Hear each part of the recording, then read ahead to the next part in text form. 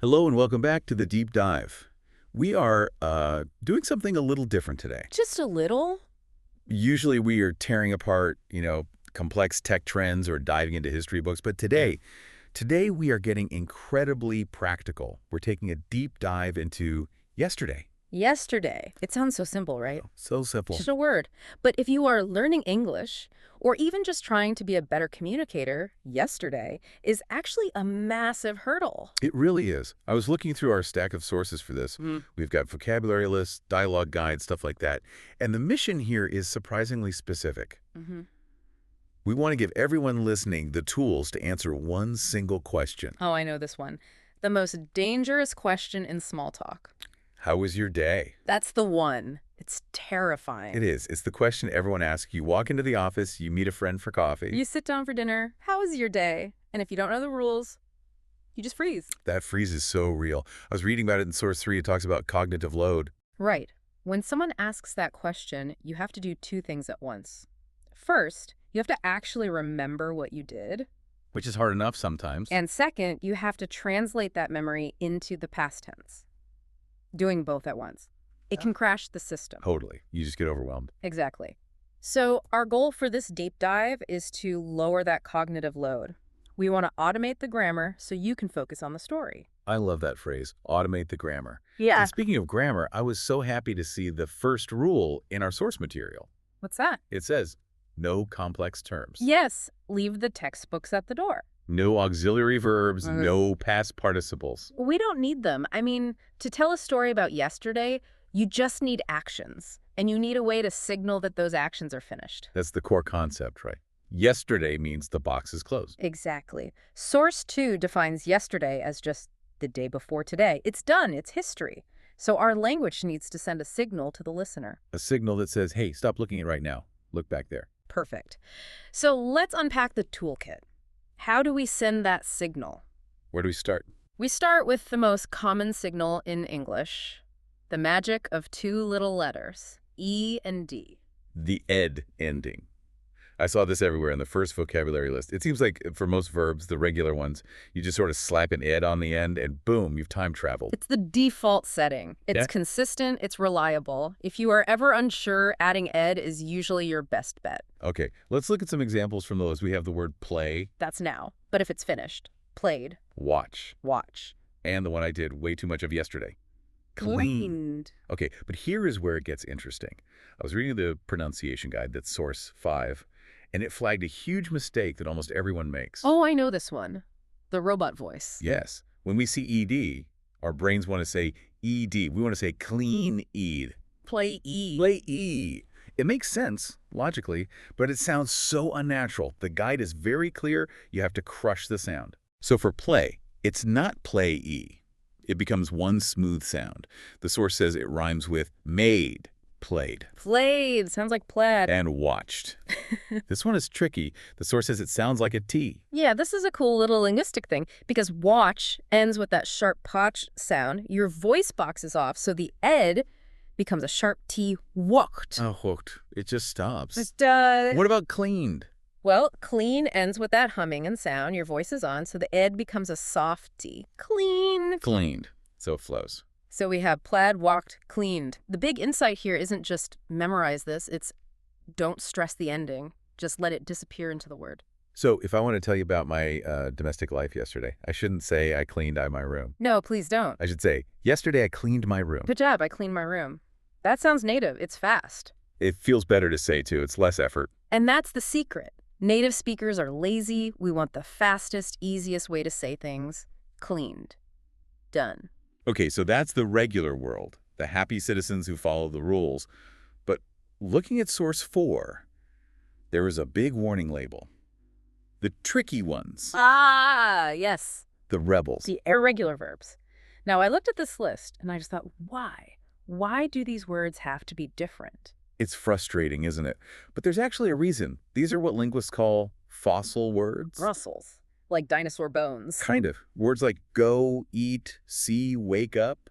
These are some of the oldest words in the language. We use them thousands of times a day. Okay. And because they're so old and so common, they resist change. They refuse to wear the ed uniform. They're stubborn. Very stubborn. So you can't use logic with them. You just have to memorize the password. All right, let's learn the passwords for the big ones. Sources highlight 4 that you absolutely need to survive a conversation. Let's start with the most useful one, the verb go. Go. I go to work. But yesterday, You cannot say goed. I go to work. It just sounds painful. It hurts the ears. The word transforms completely into went. Oh. W-E-N-T. Wow. It doesn't even look like go. Total shapeshifter. I went to work. Okay, I think I've got it. I went. What's next on the list? Eat. We all love to eat. We do. But yesterday, you didn't eat it. No, yesterday I ate. Like the number 8. I ate breakfast. Exactly. I ate breakfast. Like went and ate. What else? Teats ate. Like, I see you. Lunch AW. Saw, S-A-W. I saw my friend. Perfect. I saw my friend. And the last really big one is how we start every single day. Wake up. In the past, Woke up. woke up. So I woke up at 7. Yes. I woke up at 7. These really are the building blocks, aren't they? The material suggests a repetition strategy, just saying them over and over. Yes. Went. Ate. Saw. Woke up. Went, ate, saw, woke up. It goes back to that cognitive load we talked about. You want these words to be automatic. You don't want to be searching for went while you're trying to tell your story. All right, so we have the vocabulary, but a list of words isn't a conversation. Source 4 brings in a really helpful structure. It calls it the narrative arc. Which sounds very fancy, but it just means order matters. It suggests organizing your story by time of day. Morning, afternoon, evening. It's the simplest structure in the world, but it saves you so much trouble. If you jump around, I watch TV, but before that I work, you lose your listener. Chronological order does the hard work for you. It does. Okay, so let's build a deep dive story. We'll simulate a day using this timeline. We start in the morning. All right, let's hear it. I'm going to try to tell you my morning. Yesterday, I wake up at 7. Ah, pause right there. Gentle correction. Check that fossil word. Right. Not wake. The fossil is woke. Okay, yesterday I woke up at 7. Great. You woke up at 7. What happened next? Then I eat breakfast. No, wait. I ate breakfast, like the number 8. Very good. You ate breakfast. And then I went to work. Perfect. You went to work. See? That's a whole morning right there. I woke up. I ate breakfast. I went to work. That wasn't so hard. It's not.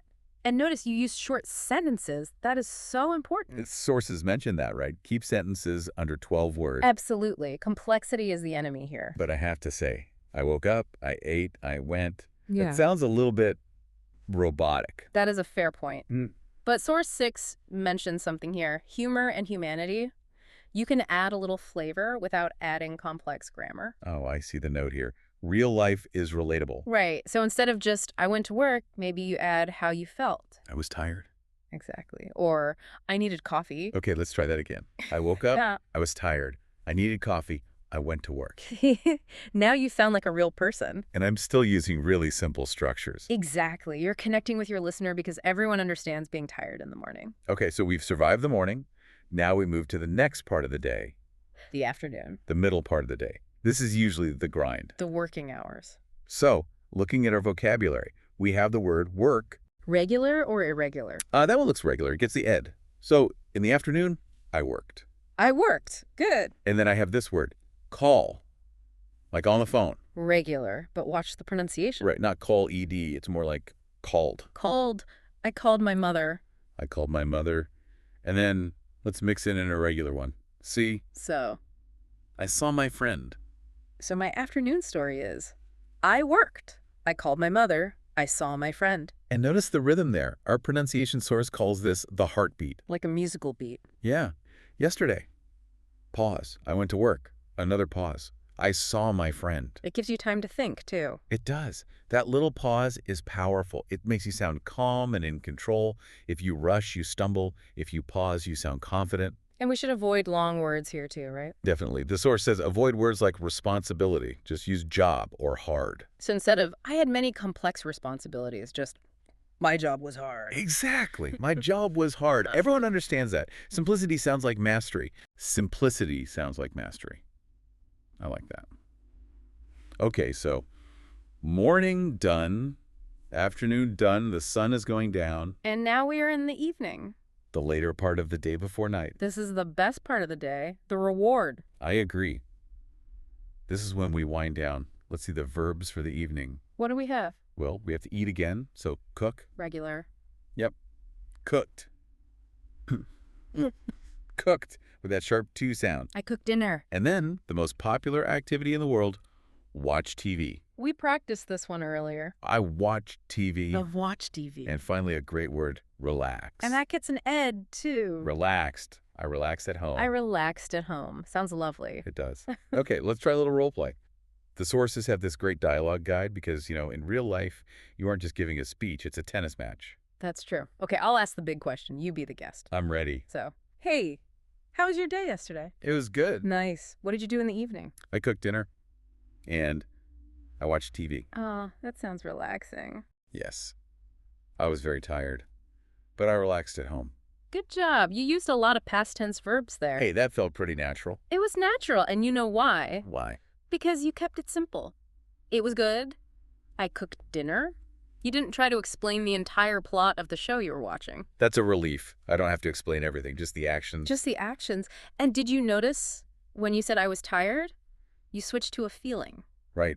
If I don't know the word for what I did, I can just say how I felt. That's a pro tip. If you get stuck, talk about feelings. It was good. It was hard. I was happy. So what does this all mean when we put it all together? We've got the morning, the afternoon, and the evening. Now we synthesize it. Tell the story of the full day. Okay. This is the deep dive challenge, combining everything. Go for it. Chronological order. Take us through your day. Okay. Here is my day. Yesterday, I woke up. Good. I ate breakfast. Ah, I went to work. excellent. In the afternoon, I worked. I called my mother. In the evening, I cooked dinner. I watched TV. And I relaxed. Fantastic. Wow. That tells you everything you need to know, really. It does. And if we connect this back to the bigger picture, why does this order matter so much? The source says it helps the listener, right? Yeah. When you follow the time, morning, then afternoon, then evening, the listener never gets lost. You don't need complicated words like meanwhile or subsequently. The timeline tells the story for you. So the structure does the heavy lifting. Exactly. The structure is your friend. It's really satisfying to see it all laid out like that. We started with just a word yesterday, and now we have a full story. And we did it without any past participles. Thank goodness for that. Before we wrap up, I think we should do a quick fire round. Ooh, I love a quick fire round. Just to make sure these irregular verbs stick, I'll say the present, you say the past. I'm ready. Go. Went, eat. Eat. See? Wake up. Woke up. And let's throw in a curveball from the advanced list. Have. Oh, we didn't cover that one. That's a bonus for everyone listening. I had a good day. I had a good day. Yeah. That's the ultimate summary. There's one last really important reminder in our behavior guide. Yes. It mentions emotional safety. That sounds pretty serious. It just means mistakes are okay. It says mistakes are data. Mistakes are data. I really like that. It means if you say, I go to work yesterday, people will still understand you. The world will not end. They will. But if you say, I went to work, they will be impressed. They will be. But don't put that pressure on yourself. Communication is about connection, not perfection. That's the spirit. So we've unpacked the rules, we've practiced the sounds, we've built the story. Now I have a challenge for you, the listener. A challenge. Yes. I want you to answer the question for yourself right now. Out loud. Yes, out loud. Wherever you are. In your car, on a walk, in your kitchen. Okay. What is the question? What did you do yesterday? That's a great question. Try to say 3 short sentences. Just 3. Did you work?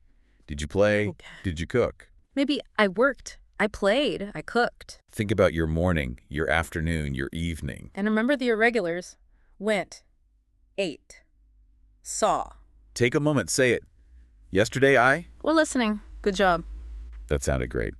It really is just about practice. The more you say it, the easier it gets. Absolutely. Language is a muscle. You have to use it. Well, that brings us to the end of this deep dive into yesterday.